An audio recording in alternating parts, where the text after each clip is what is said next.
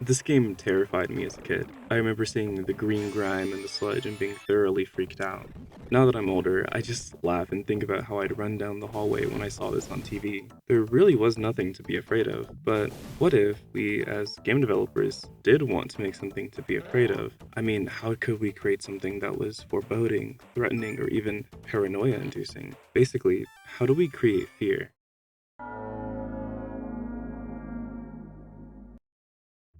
Before even thinking of creating a horror game or creating fear, why do people even play horror games in the first place? Games are usually played as a form of leisure, right? So why spend that time being afraid and on edge? Doesn't that just sound stressful and unpleasant? Well, for some people, it actually is, and it's a completely valid reason not to enjoy horror media. But for other people, it is a bit different. Chances are you've met a thrill seeker at some point, someone who chases adrenaline wherever they can, those who always go on the biggest roller coasters and live life seeking out new and exciting experiences. Horror, even outside of games, can provide a very similar experience for a lot of people. You can get the thrill of being in a high-stakes situation, all while still having the peace of mind knowing you're in control of the experience. If you're feeling overwhelmed, you can always pause the game, put the controller down, and walk away. This is more of a hypothesis, but I think this is the reason why some people enjoy watching others play horror games. This could be watching a friend in person or watching a Let's Play online. Regardless, the experience of watching someone else navigate these terrifying situations is completely different. You can enjoy all the scares, as well as the reaction of the person playing. Simply put, it can just be super entertaining and even rewarding to get through a scary experience with someone there along the way.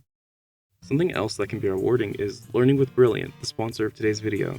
If you watch my channel and others like it, chances are you have some interest in math or computer science. Luckily, Brilliant is a great way to take your math and computer science skills to the next level, with visual, interactive problem solving, and personalized practice. Brilliant is great if, like me, learning is something you take really seriously. Brilliant's designed to be a highly effective learning platform, so you'll actively be made a part of the learning process with a balanced mix of interactive problems, challenges designed to motivate you, and encouragement to keep you working towards your learning goals. If improving your math and computer science fundamentals is something you've been wanting to do, now's a great time to give Brilliant a shot.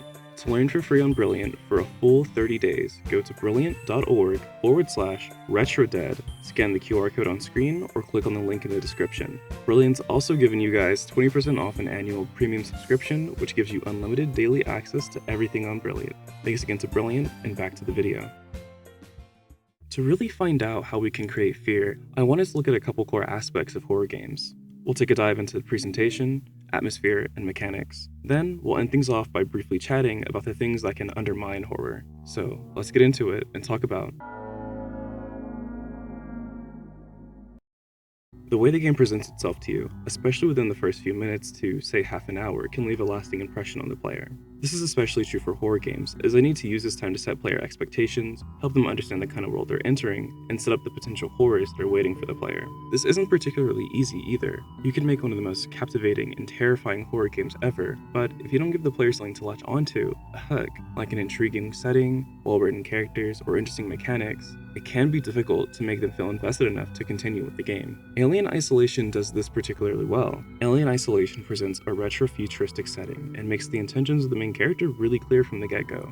Then, after a failed spacewalk, plunges the player into the dark, abandoned corridors of the Sebastopol station. The interior of the station is disheveled and littered with warnings from the survivors, hinting at something that stalks and murders, something intelligent.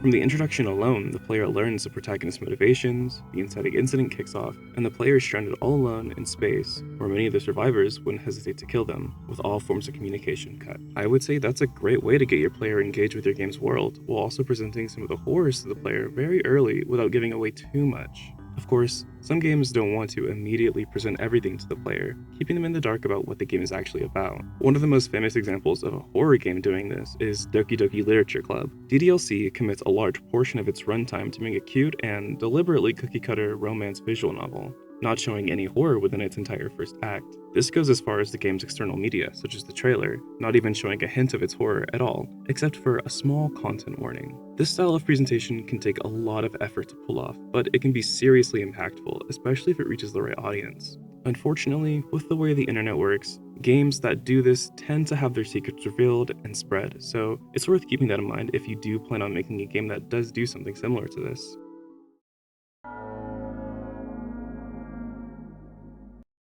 Atmosphere can be tricky to describe, as nearly everything you can point out in a game contributes to it, while the atmosphere itself is an intangible thing. It's the warmth and satisfaction of homesteading with the villagers in Animal Crossing.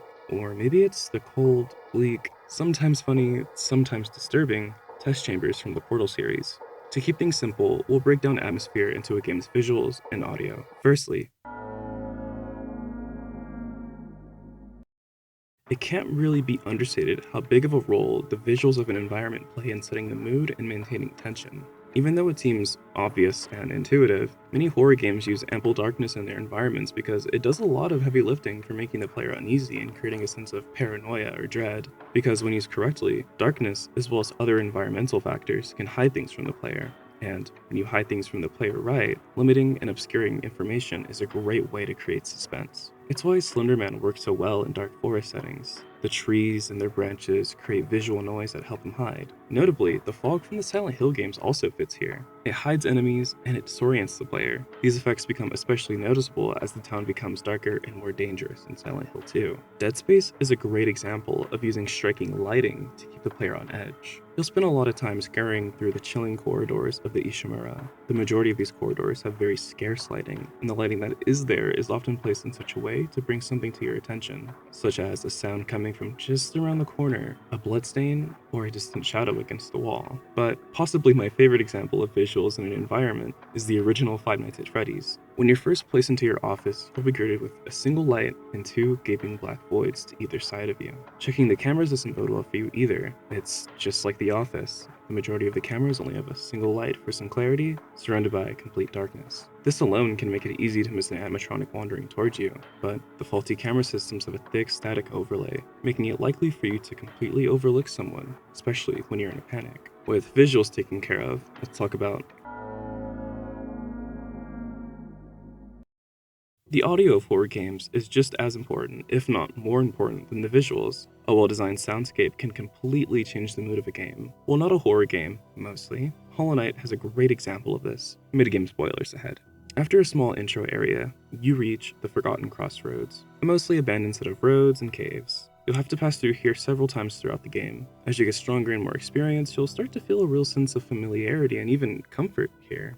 But, like many things in the world of Hollow Knight, the Forgotten Crossroads also meets a tragic fate. After exploring a good amount of the world's map, you'll be greeted by this.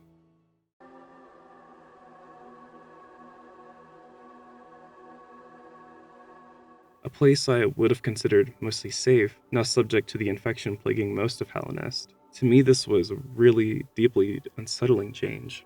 What really sells the eeriness of this is the area's theme. Instead of being greeted by the calm and reassuring peace you expect, a darker and colder version takes over. It drones in and out, almost like dissonant breathing, the only bit of familiarity left in the song being whispers of that original melody that made you feel safe, now filling you with anxiety. Aside from that example, there are a few other things about audio I want to touch on before moving on. Reiterating on the example above, sound really does completely set the tone of any given situation, so it's important to really pay attention to how you want the player to feel in a given moment, and think about how you can design your soundscape to reflect that. Do you want to go all out during a chase scene with something adrenaline pumping? Maybe something soothing and softer as a signal to players that a given area is safe and they can relax for a bit. Maybe you want to make a scene nearly silent in order to build up tension and make sounds like stepping on a stick or a bush rattling, more attention grabbing. The possibilities here really are endless. There's definitely more to talk about when it comes to atmosphere, so I definitely encourage you to analyze the atmospheres of horror games that you love and what makes them so appealing to you. But for now, we're moving on to the mechanics of a horror game play an important role in how the player feels while playing. Intentionally making the player feel weak is the tried and true method for horror games, but there is a delicate balance that you have to keep in mind when designing the mechanics of your game. Keeping the player just strong enough to overcome obstacles without allowing them to become too weak and getting frustrated, or getting too powerful and becoming bored. Essentially, you can and want to use mechanics to maintain a healthy ebb and flow in the tension throughout the game's runtime. Tension is integral to horror games. The feeling of dread and paranoia, wondering if something is just around the corner to get you. But like anything, you have to be mindful in how you build up and release that tension. Ideally, you'd want to build tension and then find satisfying ways to release it. A lot of horror games can actually be boiled down to this cycle of building and releasing tension. For example, you could build tension by having the player encounter a dangerous enemy or several weaker enemies in an uncomfortable environment, such as a decrepit house with claustrophobic rooms or cold, dim, narrow corridors. And then you could release that tension by following that encounter with a space that's more calm and inviting. Maybe somewhere that's more spacious or brightly lit, perhaps even a run-in with a character the player already associates with safety, such as a vendor. You could even go as far as to just have this be a safe room where the player knows they'll be safe from danger. Of course, this is just an example, and in reality, there are near endless ways you can build and release tension. As for the mechanics side of things, there are a lot of mechanics and game design techniques you could consider using for different purposes. However, I think a commonality between great horror game systems is simplicity. A system can be engaging without requiring too much of the player's attention. That way, they can focus on the overall experience of playing the game rather than the minutiae of whatever system they're interacting with. Here's a rapid fire of a few mechanics I think are cool, engaging, and have room for adaptation and reinterpretation. Inventory management as a mechanic is deeply intertwined with the horror genre, to the point you likely expect there to be some inventory management when you start a new horror game, be it having a very limited capacity or having to play Tetris deciding on the optimal arrangement of pieces. I think there's a lot of design potential here, especially because of the fact inventory inherently interacts with other systems, such as the player who holds it, the items they hold, and potential places to store excess items and what happens to them over time. Puzzles, like inventory management, are near synonymous with the genre, and for a good reason. They force the player to interact with the world and its horrors, putting the player in the situation where they have to risk themselves being in a potentially uncomfortable or even scary situation in order to solve the puzzle and progress.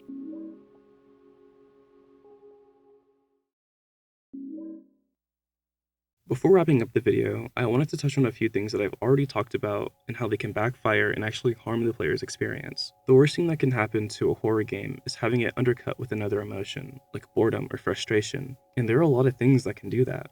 By no means is this quick list exhaustive, but these are a few things I'd look out for or keep in mind to make sure that you don't dampen the horror and tension you've worked so hard to create. If you spent any time with horror discourse, you've likely heard of fear of the unknown.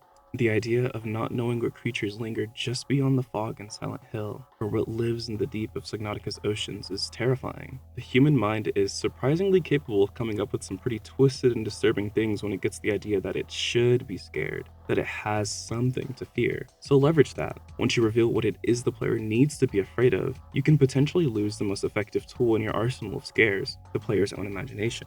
This problem isn't unique to horror games. Sometimes, as game designers, we mess up. We make a puzzle or a level we think is really clever or interesting, and it ends up being more frustrating than anything. This can be detrimental for horror games. Instead of having the player on edge in anticipation and fear, they might just end up closing your game out of frustration, or worse, accidentally spoiling themselves looking up a guide. So please do yourself and your players their due diligence and invest some time into finding people who can playtest and give honest feedback and evaluations of your work. Ideally, someone who doesn't have too much experience with your game, though playtesting is a really large subject of game development, so maybe I'll touch on it in the future. In games, pacing can sometimes be tricky, as how linear or open-ended you design your game can have major implications as to its pacing. This ties back to that cycle of building and releasing tension I mentioned earlier. That cycle is likely going to end up mirroring your game's pacing, so it can be a great indicator if sections of your game should give the player time to breathe, or if they should lay on the pressure a bit more. I'm oversimplifying a lot here, and just like with playtesting, pacing is a pretty in-depth subject that I might touch on more in the future. But all in all, having your horror game be a non-stop scarefest with constant action and combat can get exhausting and diminish the value of the scares. Holding back on the scares can be a great way to make them more impactful, but that can easily end up removing any gratification and excitement from the experience if you don't do much with the downtime.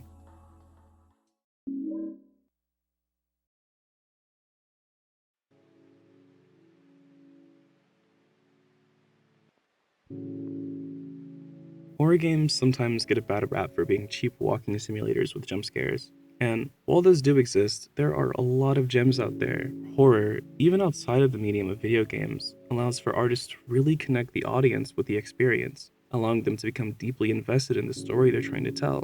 Whether it's just a slasher film with a simple narrative, or a game that touches on more mature themes, horror stands uniquely as a great platform for which to tell these stories. If there's something you think I missed, want to let me know something I messed up, or just want to have further discussion, you can leave a comment or join my Discord server, both of which are down below. Thanks again to Brilliant for sponsoring the video, and I'll see you in the next one.